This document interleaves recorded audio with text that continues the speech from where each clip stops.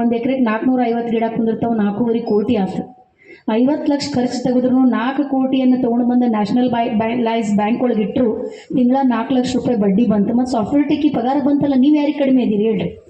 ಆದರೆ ಆ ಪ್ರಯತ್ನವನ್ನು ನೀವು ಮಾಡಬೇಕು. ರೈತರು ಅದನ್ನು ಬೆಳಿಬೇಕಂದ್ರೆ ಬೆವರು ಸುರಿಸೋದಿಲ್ಲ, ರಕ್ತ ಸುರಿಸ್ತಾರೆ. ಯಾಕಂದ್ರೆ 8 ಎಕರೆ 10 ಗುಂಟೆಯಲ್ಲಿ 1 ಇಂಚ್ ನೀರೊಳಗೆ 45 ಡಿಗ್ರಿ ಟೆಂಪ್ರೇಚರ್ ಒಳಗೆ ನಾನು ಮಾಡಿದ್ದು 2580 ಶ್ರೀಗಂಧ, 1200 ಮಾವು, 600 ಪೇರಲ, 600 ಸೀತಾಫಲ, 100 ಬೆಟ್ಟದ ನೆಲ್ಲಿಕಾಯಿ, 100 ಹುಣಸೆಹಣ್ಣು, 100 ಕರಿಬೇವು, 800 ಸಾಗವಾನಿ ಗಿಡ. ಇದರ ಜೊತೆ ಕುರಿ ಸಾಕಾಣಿಕೆ, ಕೋಳಿ ಸಾಕಾಣಿಕೆ, ಜೇನು ಸಾಕಾಣಿಕೆ, ಹೈನುಗಾರಿಕೆಯನ್ನು ನಾನು ಭಾಳ ಚೆನ್ನಾಗಿ ಮಾಡ್ಕೊಂಡು ಹೋಗ್ತಿದ್ದೀನಿ. ಇಷ್ಟೊಂದು ಬೆಳೆಗಳನ್ನು ನಾನು ಯಾಕೆ ಮಾಡಿದ್ದೀನಿ ಅಂದ್ರೆ, ಇವತ್ತು ನಾಳೆ ಹೊಲ ಮನೆ ಮಾಡ್ತಾನಂದ್ರೆ ಅವನಿಗೆ ಯಾರು ಹುಡುಗಿ ಕೊಡೋಕೆ ಒಲ್ಲೆನಾಕತ್ತಾರೆ. ಯಾಕಂದ್ರೆ ಇನ್ನು ಮಧ್ಯಾಹ್ನದ ಅನ್ನ ಸಾರು ಮೇಲಂತೂ ರೈತಂದು ಅಧಿಕಾರ ಐತೆ. ಯಾಕಂದ್ರೆ ಮಧ್ಯಾಹ್ನ ಸಾಯಂಕಾಲ 6 ಗಂಟೆಯಿಂದ ನಿಮ್ಮ ಪುಟ್ಟಗೌರಿ ಮದುವೆಯಿಂದ ನಿಮ್ಮ ಸೀರಿಯಲ್ ಚಾಲೂ ಆಗ್ತದೆ. ಬಡ ಒಂದು ಗ್ಲಾಸ್ ಅಕ್ಕಿ ತೊಗೊಂಡು 1 ಸೀಟಿಗೆ ಅಕ್ಕಿ ಅನ್ನ ಆಗ್ತದೆ, 3 ಸೀಟಿಗೆ ಬೇಳೆ ಆಗ್ತದೆ.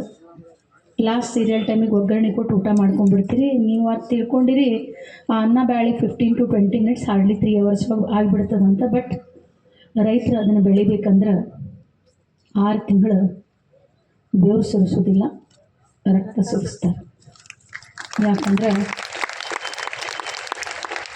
1200 ರೂಪಾಯಿ ಗಳೆವು ಆಗ್ಯಾವು, 800 ರೂಪಾಯಿಗೆ ಒಂದು ತಾಸು ಟ್ರ್ಯಾಕ್ಟರ್ ಆಗ್ಯದ, 500 ಗಂಡಾಳ ಆಗ್ಯಾವ, 400 ಹೆಣ್ಣಾಳು ಆಗ್ಯಾವ. ಇಷ್ಟೆಲ್ಲ ಸರ್ಕಸ್ ಮಾಡಿ ನಾವು ಬೆಳಿತೀವಲ್ಲ, ಆ ಬೆಳೆದಾಗ ರೈತನಿಗೆ ಬೆಲೆ ಇಲ್ಲ. ಯಾಕಂದ್ರೆ ಇಲ್ಲಿ ಬಾಟ್ಲಿ ಇಟ್ಟಾರ, ಅದಕ್ಕೆ 10 ರೂಪಾಯಿ ಫಿಕ್ಸ್ ಮಾಡುವಂಥ ಅಧಿಕಾರ ಅದ್ರ ಓನರಿಗೆ ಐತಿ. ಆದ್ರೆ ನಾವು ಬಿಸಿಲೊಳಗೆ ಸುಟ್ಟು, ಥಂಡ್ಯಾಗ ನಡುಗಿ, ಚಳಿಯಾಗ ಒದ್ದಾಡಿ ನಾವೇನು ಬೆಳಿತೀವಿ, ಆ ಬೆಳೆಯನ್ನು ಬೆಳೆದಂಥ ಬೆಳೆಗೆ ಬೆಲೆ ನಿಗದಿ ಮಾಡುವಂಥ ಅಧಿಕಾರ ಸರ್ಕಾರನೂ ನಮಗೆ ಕೊಟ್ಟಿಲ್ಲ, ಸಮಾಜನೂ ನಮಗೆ ಕೊಟ್ಟಿಲ್ಲ. ಇವತ್ತು ನಾನು ನಿಮ್ಮ ಮುಂದೆ ನಿಂತು ಭಾಷಣ ಮಾಡಕತ್ತೀನಿ ಅಂದ್ರೆ ನಾನು ಬಿದ್ದಿಲ್ಲ ಅಂತ ತಿಳ್ಕೊಬೇಡ್ರಿ. ನಾನು 1000 ಸಲ ಬಿದ್ದೀನಿ, 1 ಸಲ ಎದ್ದೀನಿ. ನಾವು ಬೆಳೆ ತೊಗೊಂಡು ಹೋಗಿ ಮಾರ್ಕೊಂಡು ಬಂದಾಗ ನಮ್ಮ ಕೈಯಾಗ ರೊಕ್ಕ ಇರೋದಿಲ್ಲ. ಯಾಕಂದ್ರೆ ಎಲ್ಲ ಖರ್ಚು ತೆಗೆದು 1-2 ಸಾವಿರ ಉಳಿದು ಮನೆಗೆ 1-2 ಚೀಲ ಕಾಳು ಇಟ್ಕೊಂಡು ಹೆಂಡತಿ ಕೈಯಾಗ ಹೋಗಿ 2000 ರೂಪಾಯಿ ಕೊಡಬೇಕಾದ್ರೆ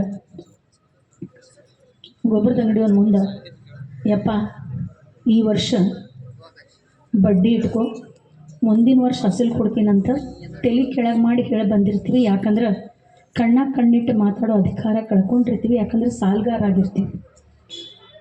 ಇವತ್ತು ನಾನು ಸಾಲ ಮಾಡಿಲ್ಲ ಅಂತ ತಿಳ್ಕೊಬೇಡ್ರಿ.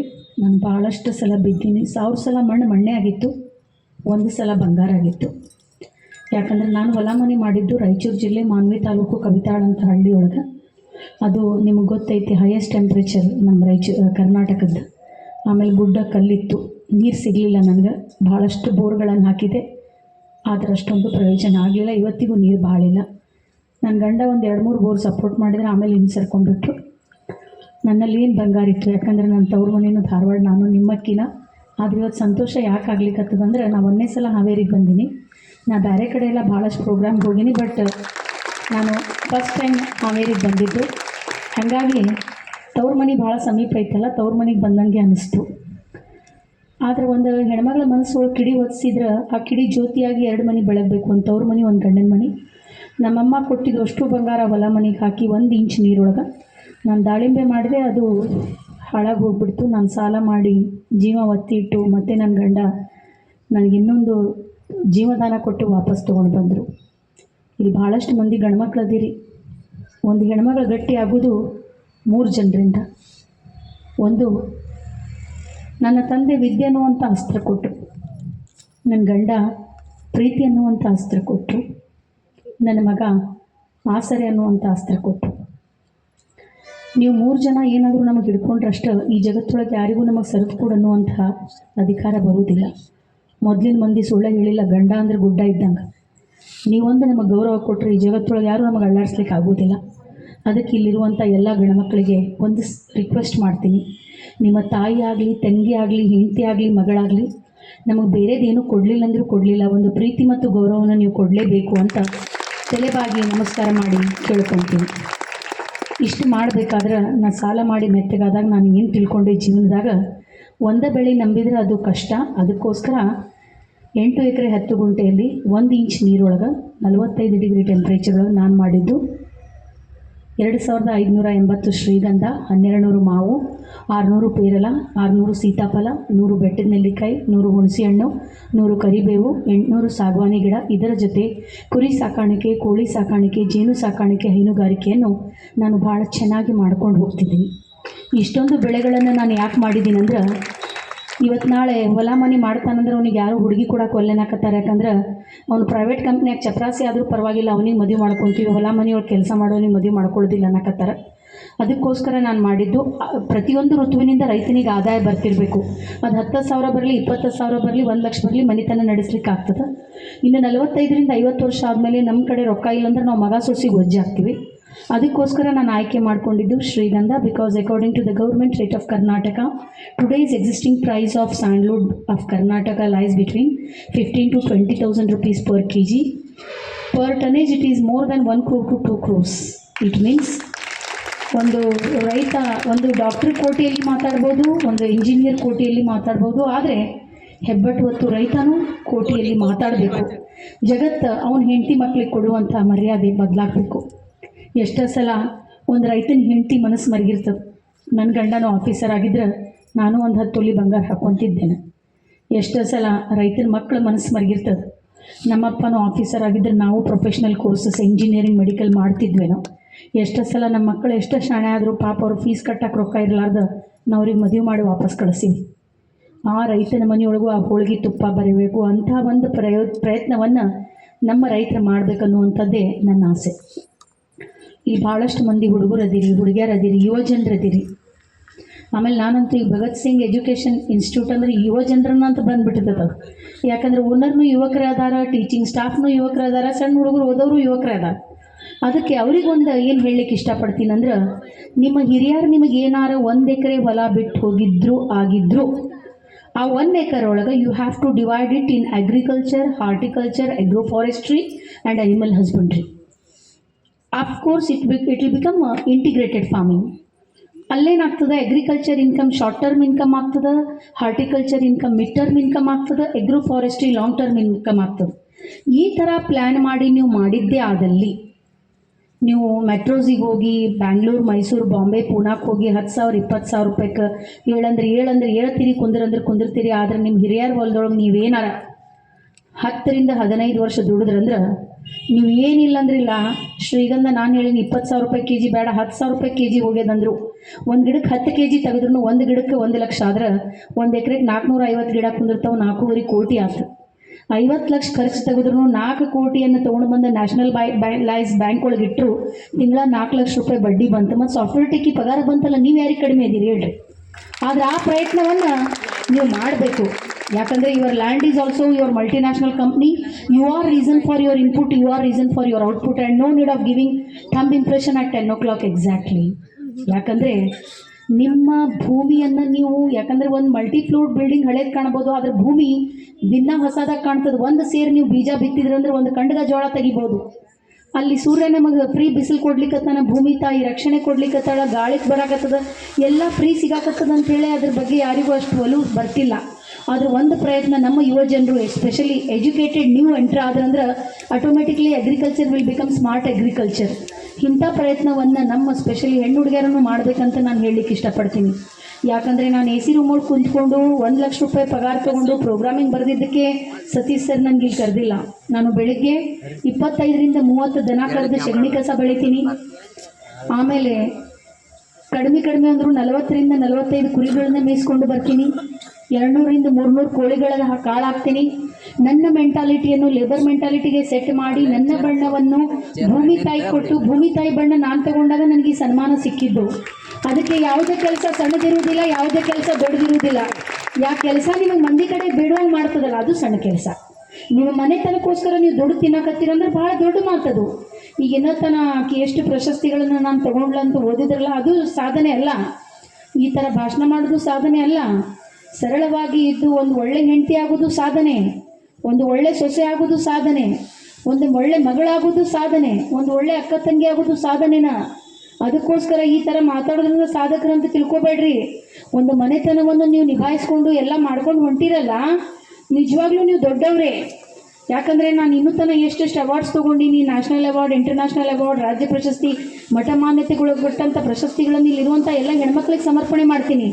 ಯಾಕಂದರೆ ಅದು ಒಂದು ಕವಿತಾ ಮಿಶ್ರನ ಯಶಸ್ಸಲ್ಲ, ಬೂದಿ ಮುಚ್ಚಿದ ಕೆಂಡದಂತಿರುವಂಥ ಸಾವಿರಾರು ಕವಿತಾ ಮಿಶ್ರಗಳ ಕಥೆ ಅದಾಗಿದೆ. ಹೇಳ್ಕೊಳಕ್ಕೆ ನಿಮಗಿಂತ ಪ್ಲ್ಯಾಟ್ಫಾರ್ಮ್ ಸಿಕ್ಕಿರ್ಲಿಕ್ಕಿಲ್ಲ, ಒಪ್ಕೊತೀನಿ ನಾನು. ಆದರೆ ಪ್ರತಿಯೊಂದು ಹೆಣ್ಮಗಳ ಕತೆ ಭಾಳ ಕಷ್ಟದ್ದಿರ್ತದೆ.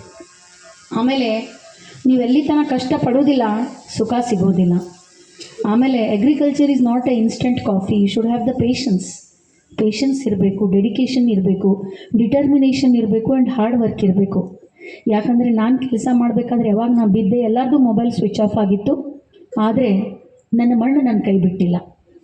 ನಿಮ್ಮ ಭೂಮಿ ತಾಯಿಗೋಸ್ಕರ ನೀವು ದುಡಿದ್ರಂದ್ರೆ, ನಿಮ್ಮ ಭೂಮಿ ತಾಯಿ ನೀವು ಏನು ಇನ್ವೆಸ್ಟ್ ಮಾಡಿರಿ, she will give everything with a compound rate of interest at right time. But you should have the patience. ಅದಕ್ಕೆ ನಾನು ಹೇಳೋದು ಯುವ ಜನರಿಗೆ, ನೀವೇನೇ ಕೆಲಸ ಮಾಡಿರಿ ಅದನ್ನು ಭಾಳ ಪ್ರಾಮಾಣಿಕತೆಯಿಂದ ಮಾಡಿದ್ರಂದ್ರೆ ನೀವು ಭಾಳ ದೊಡ್ಡವರಾಗ್ತೀರಿ. ಇಷ್ಟೊಂದು ಕೆಲಸಗಳನ್ನು ನಾನು ಮಾಡ್ಕೊಂಡು ಹೋಗ್ಬೇಕಾದ್ರೆ ನನ್ನ ಮಗಳು ಬಂದು ನನಗೊಂದು ಪ್ರಶ್ನೆ ಕೇಳಿದ್ಲು. ಏನು ಮಮ್ಮಿ, ಪಪ್ಪ ಕೆಲಸ ಬಿಡಂದ್ರೆ, ಅಜ್ಜ ಅಜ್ಜಿ ಬಿಡಂದ್ರೆ ನೀನು ಯಾಕೆ ಬಿಟ್ಟು? ನಿಮ್ಮ ಅಕ್ಕ ತಂಗಿ ಬ್ಯಾಂಗ್ಳೂರಾಗ ಸಾಫ್ಟ್ವೇರ್ ಇಂಜಿನಿಯರ್ಸ್ ಅದಾರ, ಅವ್ರು ತನ್ನ ಮಕ್ಕಳಿಗೆ ಎಷ್ಟು ಒಳ್ಳೆ ಜೀವನ ಕೊಟ್ಟಾರ, ನೀ ನಮಗೆ ಏನು ಕೊಟ್ಟು?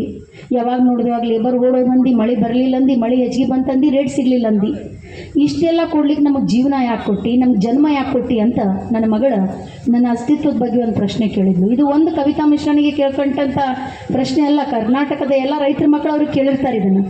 ಆಕೆ ನಾ ಮಾತು ನನಗೆ ಮಲ್ಕೊಳ್ಳಿಕ್ಕೆ ಕೊಡಲಿಲ್ಲ.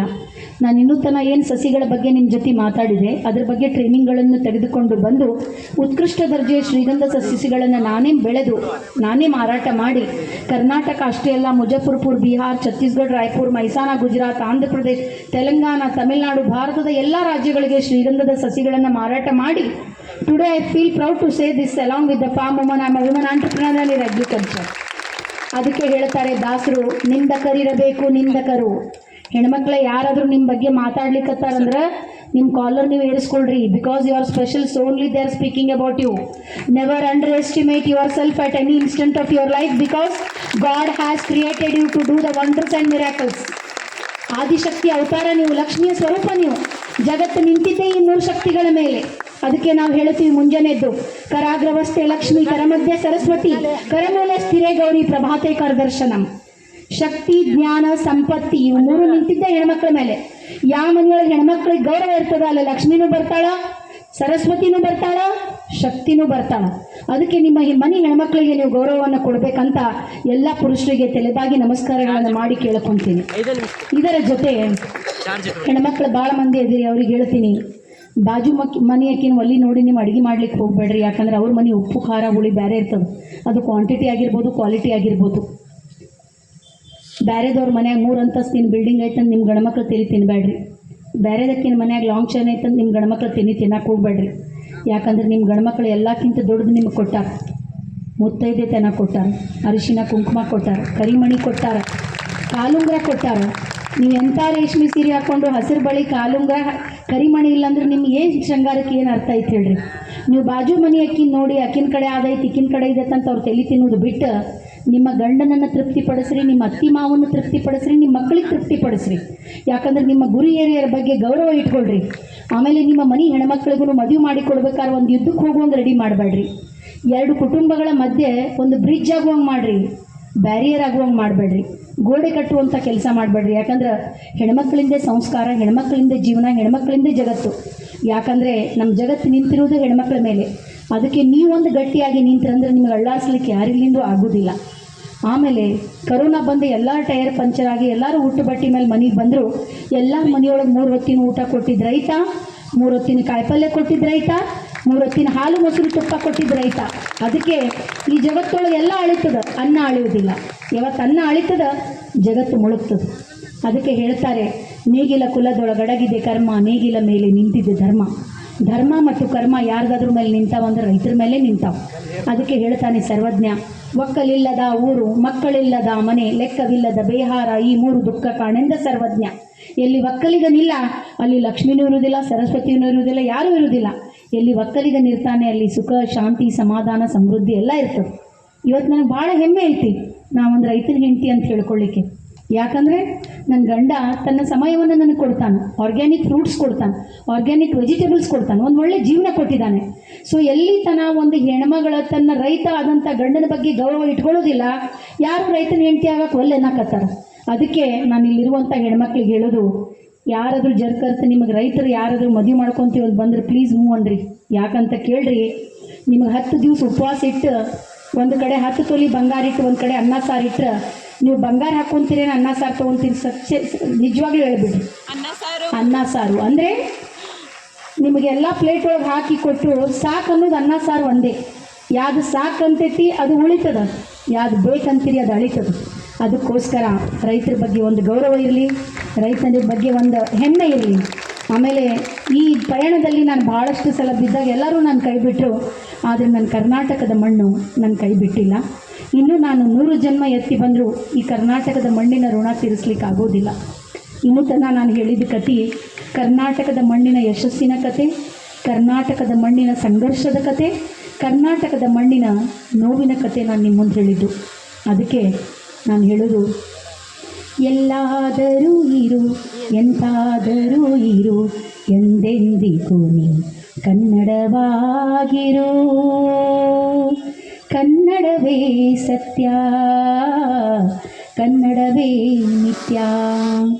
ಇವತ್ತು ಸತೀಶ್ ಸರ್ ನಮ್ಮ ಕರೆದು ಗೌರವ ಕೊಟ್ಟು ಸನ್ಮಾನ ಕೊಟ್ಟು ಒಂದು ಹೆಣ್ಮಗಳ ತನ್ನ ಯಶೋಗಾಥೆ ಹೇಳುವಂಥ ಒಂದು ಪ್ಲ್ಯಾಟ್ಫಾರ್ಮ್ ಕೊಟ್ಟಿದ್ದಕ್ಕೆ ದೇವರು ಯಾವಾಗಲೂ ಅವರಿಗೆ ಸುಖ, ಶಾಂತಿ, ಸಮಾಧಾನ, ಸಮೃದ್ಧಿಯನ್ನು ಕೊಟ್ಟು ಇನ್ನೂ ನನ್ನಂಥ ಭಾಳಷ್ಟು ಹೆಣ್ಮಗಳ ತನ್ನ ಯಶೋಗಾಥೆಯನ್ನು ಹೇಳುವಂಥ ಒಂದು ಸೌಭಾಗ್ಯ ದೇವರವ್ರಿಗೆ ಕೊಡಲಿ ಅಂತ ಆಶಯಿಸುತ್ತಾ ಒಂದು ಬಸವಣ್ಣನ ವಚನದೊಂದಿಗೆ ನನ್ನ ಮಾತನ್ನು ಮುಗಿಸ್ತೀನಿ.